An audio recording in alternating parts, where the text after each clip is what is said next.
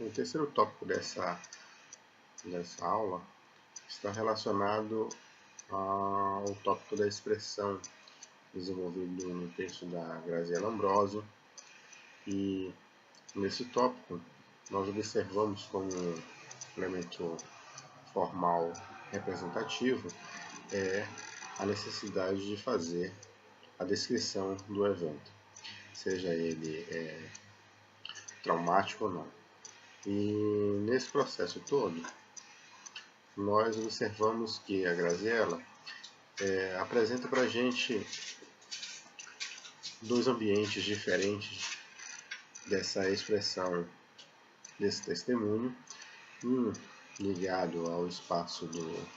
interrogatório, como local jurídico e tudo mais, e o outro diante dessa interlocução, ou seja, a conversa, o diálogo, na expressão do testemunho, sem esse caráter jurídico e tudo mais. É muito importante observarmos que toda expressão do testemunho ela está constituída a partir de uma relação de Weber-Burns, que foi bastante discutido já por Seligman Silva, e essa ideia que toda memória ela prenuncia a existência de um silenciamento, de um esquecimento, faz com que essa expressão ela esteja diretamente ligada a essa necessidade de evocar a experiência, só que essa experiência não vai ser expressa tão simplesmente como aconteceu. Nós já vimos anteriormente que fazer essa recuperação da memória, muitas vezes ela é muito dolorosa, e por ser muito dolorosa, evoca um conjunto de feridas traumáticas que fazem com que a própria narração não seja uma narração linear, e por isso observamos que a construção do testemunho ele como todo processo memorialístico, é muito difícil. E essa dificuldade que é observada e apresentada pelo Walter Benjamin, quando ele destaca a relação de experiência e pobreza. E em experiência e pobreza, nós temos essa forte representação de que não há como voltar de uma experiência traumática sem que essa experiência traumática realmente faça com que haja uma pobreza de coisas para contar. Não a pobreza de coisas para contar, para narrar,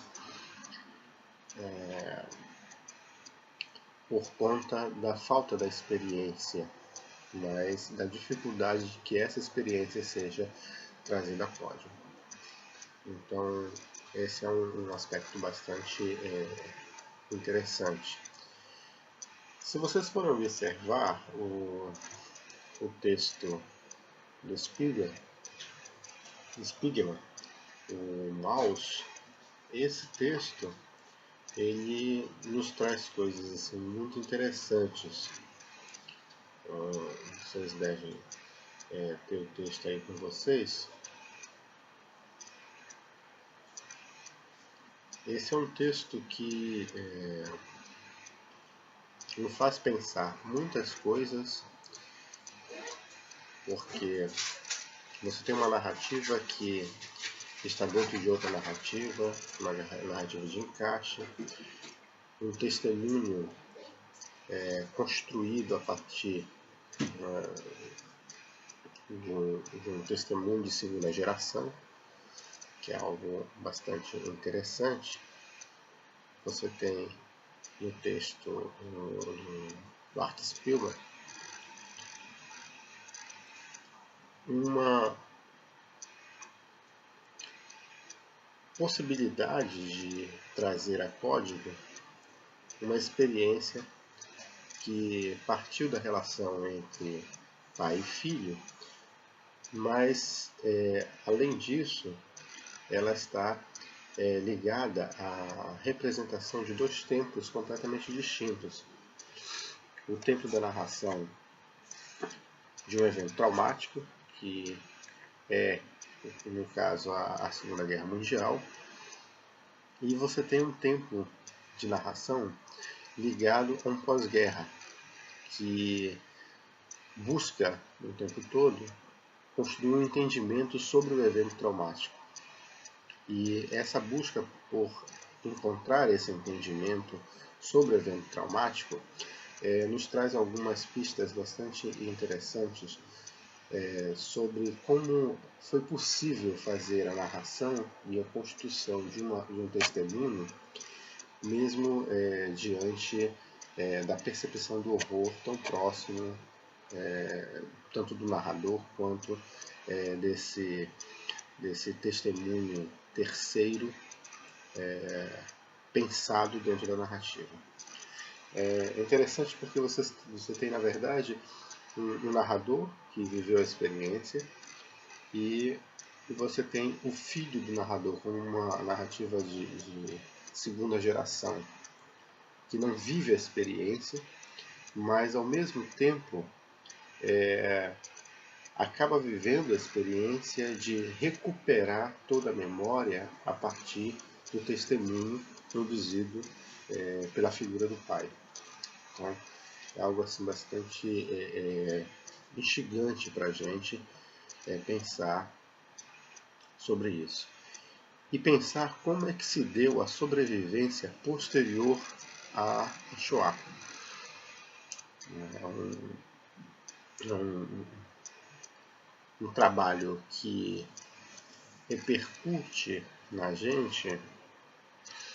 de maneira interessantíssima, porque você tem, primeiro,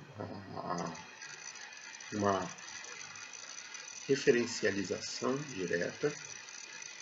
e uma narração deixando muito claro todo o processo que vive o narrador na hora da construção do seu testemunho, ligado àquelas etapas das quais nós já discutimos anteriormente, primeiro da tentativa de fixação dessa memória, como é que se deu a fixação dessa memória.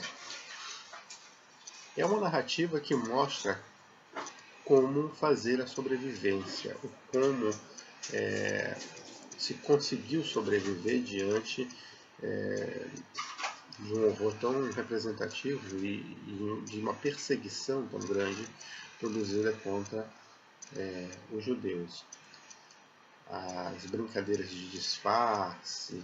todas essas formas aparentadas apresentadas no trabalho gráfico de Maus, nos mostra um aspecto bastante interessante e que não é muito discutido, mas é muito importante de ser observado, como se deram as estratégias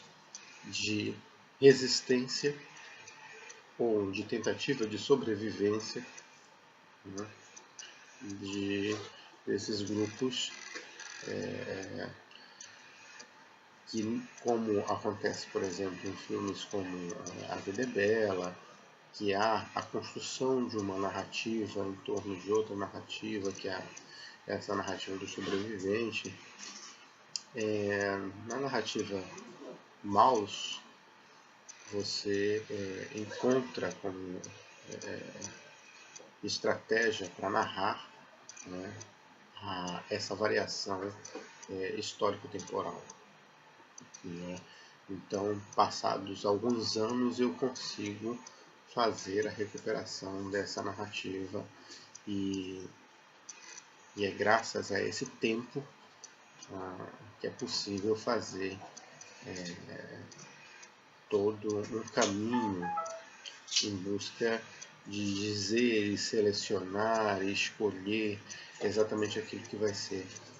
trabalhado e discutido, que é possível eu narrar naquele momento.